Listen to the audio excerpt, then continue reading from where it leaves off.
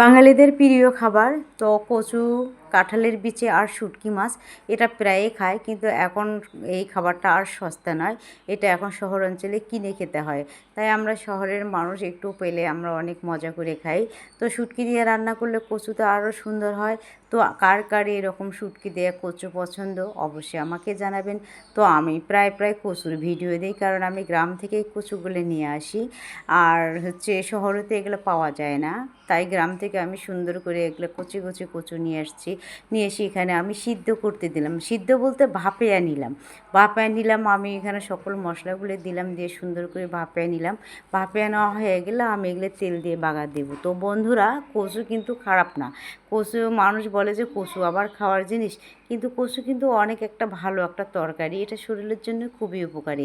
তো আমার কচুগুলো সিদ্ধ হয়েছে বা ভাপিয়ে নেওয়া হয়েছে। এখন আমি কড়াইতে সরিষার তেল দিলাম। আমি যে কোনো তরকারি সরিষার তেল দিয়ে রান্না করি।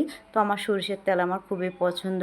আমি সয়াবিন তেল খাই না। তো এখন সুন্দর করে তেলগুলো গরম হলো, কচুর তরকারিটা আমি দিয়ে দিলাম।